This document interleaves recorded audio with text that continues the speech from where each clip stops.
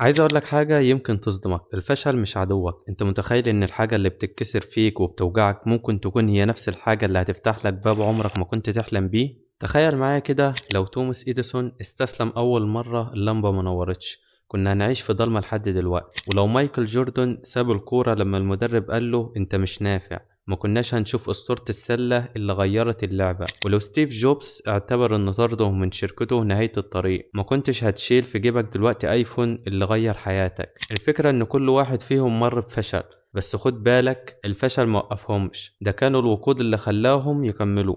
السؤال هنا، انت مستعد تغير طريقة تفكيرك وتشوف الفشل بشكل مختلف؟ مستعد تكتشف ازاي الحاجة اللي بتخوفك هي ممكن تبقى اقوى نقطة انطلاقة في حياتك؟ خليني اقولك حاجة، مفيش حد فينا ما عندوش قصة فشل. ممكن يكون امتحان مهم ما عدتش فيه، او مقابلة شغل حلمت بيها وما قبلكش، او مشروع اشتغلت عليه بكل طاقتك وفي الاخر ما كملش، او حتى علاقة كنت متخيل انها تستمر وفجأة لقيتها انتهت. في اللحظة دي بتحس ان الدنيا وقفت وانك خلاص مش قادر تكمل، بس الحقيقة لا، ده مش خط النهاية. الفشل مش الصفحة الأخيرة في كتاب حياتك، هو مجرد فصل من الفصول. عارف ايه الفرق بين الناس اللي بتوصل واللي بتقف مكانها؟ اللي بيكملوا شايفين ان الفشل كأنه مشهد في الفيلم، مش الفيلم كله، شايفينه كستيب مش النهاية. تخيل كده حياتك كتاب كبير، كل موقف فيه صفحة، الفشل ده صفحة واحدة بس، إنما الكتاب لسه شغال ولسه فيه صفحات كتيرة مكتوبة مستنيينك تفتحها. والمثير بقى إن الصفحات اللي بعد الفشل غالبا هي أمتع وأقوى الصفحات في الكتاب.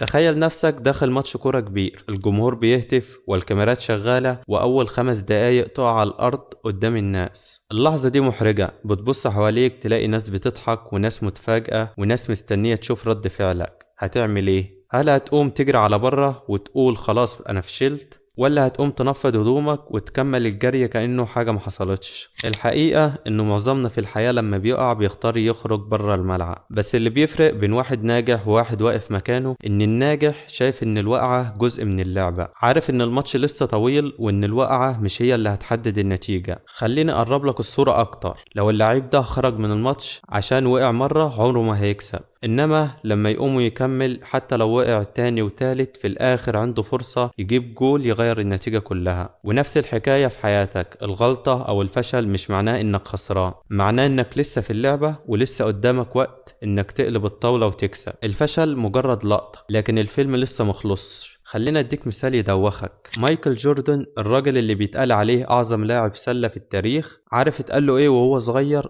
المدرب بتاعه في المدرسة شاله من فريق السلة وقال له انت مش نافع، مش هتعرف تلعب على مستوى عالي. تخيل الاحباط، واحد بيحب لعبته فجأة يتقال له انت مش قدها. اي حد مكانه كان ممكن يستسلم ويقول خلاص دي مش طريق، لكن جوردن عمل حاجة مختلفة. كل اخفاق كان بالنسبة له وقود. كان يدخل الجيم ويتدرب بشكل هستيري ساعات وساعات اكتر من اي لاعب تاني. كان بيفضل يعيد نفس التسديدة مئات المرات لحد ما جسمه يحفظها كأنه مبرمج. وعارف النتيجة؟ الراجل ده رجع أقوى من أي وقت، مش بس دخل الفريق، ده بقى أسطورة غيرت تاريخ اللعبة كلها. اتصنف كواحد من أعظم الرياضيين، مش علشان كان موهوب بس، لا، علشان كان عارف يتعامل مع الفشل ويحوله لطاقة. اللي يفرق بينه وبين غيره إن غيره استسلم للكلمة اللي اتقالت له، لكن هو قرر يخليها دافع يوصله لأبعد مكان ممكن. الفشل يا صاحبي مش معناه إنك وحش ولا إنك مش قادر. الفشل ببساطة معناه إن التجربة دي محتاجة تتعمل بطريقة تانية.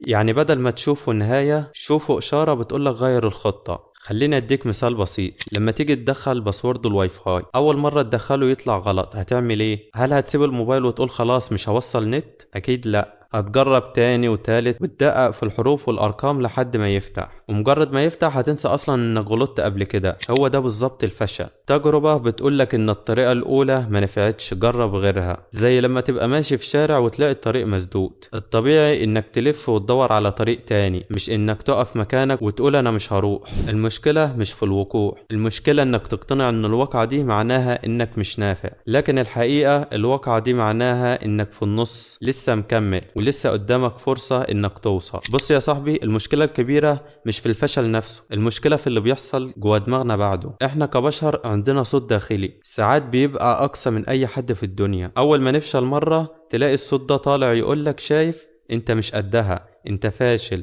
انت عمرك ما هتنجح. والكارثة اننا ساعات بنصدق الصوت ده اكتر من اي حاجة تانية، بنفضل نعيد ونزيد نفس الجملة في دماغنا لحد ما نحبط ونقف مكاننا. لكن الصح مش كده، الصح انك تقف وتقول استنى كده، انا اتعلمت ايه من اللي حصل. لان الفشل فيه هدية مستخبية، معلومة كده مش هتلاقيها ولا في كتب ولا في كورسات. المعلومة دي بتتولد من التجربة اللي عشتها بنفسك. تخيل كأنك بتلعب لعبة على الكمبيوتر، وقعت في مرحلة ومعرفتش تعدي، ايه اللي بيحصل؟ بتتعصب شوية صح؟ بس في نفس الوقت دماغك بدأ يحفظ، اهو الوحش ده بيضرب من هنا، في النقطة دي لازم انط، في اللحظة دي لازم استعمل الحركة دي. وبعد كم محاولة تعدي المرحلة وتفرح اكتر لانك عديتها بايدك. نفس الفكرة في الحياة، كل فشل بيكشف لك نقطة ضعف او حاجة محتاجة تتظبط، واللي بيستفيد من المعلومة دي هو اللي في الاخر بيكسب اللعبة. بص مثلا على ستيف جوبز، الراجل اللي اسس شركة ابل من جراج صغير مع صاحبه. ابتدى بحلم بسيط، انه يخلي الكمبيوتر حاجة موجودة في بيت كل شخص، مش مجرد اجهزة للشركات. وفعلا الحلم كبر والشركة نجحت بشكل رهيب. لكن هنا بقى المفاجأة، بعد ما أسس الشركة دي بإيده وبأفكاره، مجلس الإدارة نفسه قرر يطرده. تخيل الإحساس، إزاي تبقى أنت الأب الروحي للشركة وفجأة يقولوا لك شكرا مش عايزينك. أي حد في الموقف ده ممكن ينهار ويعتبر إن حياته خلصت، لكن ستيف جوبز موقفش. بالعكس، الراجل خرج أسس شركة جديدة وبدأ يبدع في مجالات مختلفة زي الرسوم المتحركة، لحد ما شركته ساعدت في إنشاء بيكسار اللي عملت أفلام غيرت صناعة السينما. وبعد سنين أبل نفسها طلبت ترجعه تاني، بس المرة دي جوبز رجع أقوى من أي وقت ومعاه خبرة جديدة وطاقة مختلفة. ومن اللحظة دي بدأ عصر جديد للتكنولوجيا. الآيفون، الأيباد، منتجات مش بس غيرت شكل السوق، دي غيرت حياتنا اليومية بالكامل. تخيل كده لو ستيف جوبز اعتبر ان طرده من أبل هو النهاية، كنا دلوقتي عايشين في عالم مختلف تماما، يمكن من غير آيفون ومن غير التكنولوجيا اللي بقت جزء من حياتنا. القصة دي بتقولك ان الفشل أوقات بيكون مجرد إعادة توجيه، بيوديك لطريق انت نفسك ما كانش هيخطر على بالك.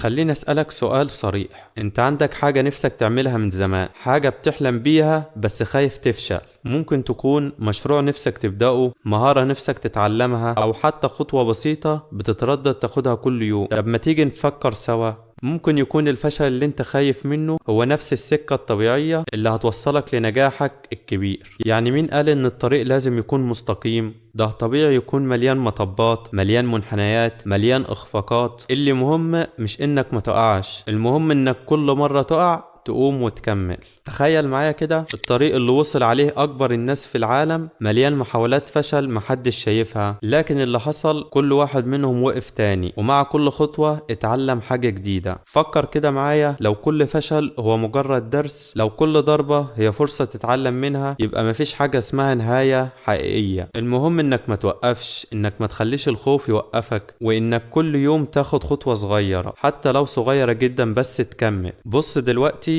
عايزك تعمل تجربة صغيرة معايا، خطوة بسيطة بس هتغير طريقة تفكيرك عن الفشل. خد ورقة وقلم واكتب في نصها عنوان كبير، فشلت في ايه؟ اكتب اي حاجة فشلت فيها قبل كده، سواء امتحان، مشروع، مقابلة شغل، مهارة حاولت تتعلمها، او حتى موقف في حياتك الشخصية. اكتب اي حاجة بتيجي في دماغك من غير اي خوف او حكم على نفسك.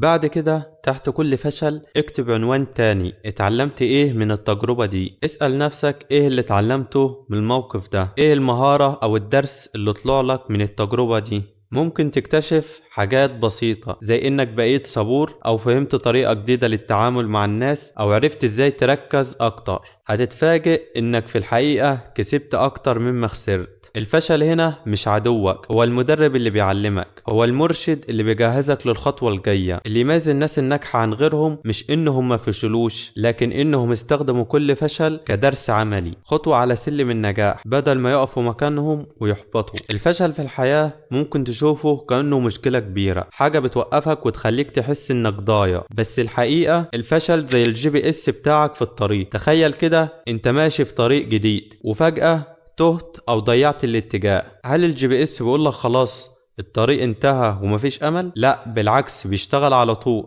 بيجيب لك طريق جديد وبيقول لك إعادة التوجيه. نفس الحكاية مع الفشل، لما تغلط أو تواجه عوائق مش معناه إن الطريق انتهى، ده بس معناه إنك محتاج توقف شوية تفكر وتلاقي طريق تاني يوصلك للنجاح. يعني بدل ما تحس إنك ضايع فكر إنك لسه في الرحلة، التجربة موقفتش، مجرد إعادة توجيه. والمهم إنك تمشي وتستمر حتى لو الطريق الجديد محتاج مجهود أكتر أو محتاج تغيير خطتك، المهم إنك ما توقفش. الفشل مش نهاية، ده GPS حياتك بيعيد لك الطريق الصح عشان توصل لهدفك. الخلاصة يا صاحبي، الفشل مش نهاية، ده بداية جديدة بجوانب مختلفة. الفاشل الحقيقي هو اللي يقف مكانه مش اللي يقع ويقوم تاني. فلو انت دلوقتي في نص أزمة أو فشل، خد نفس عميق، قول لنفسك أنا لسه في اللعبة. والنهاردة خد خطوة صغيرة جدا، أي خطوة، بس المهم تبدأ تاني. وما تنساش الفشل مش نهاية الطريق، ده مجرد منعطف بيوديك للنجاح.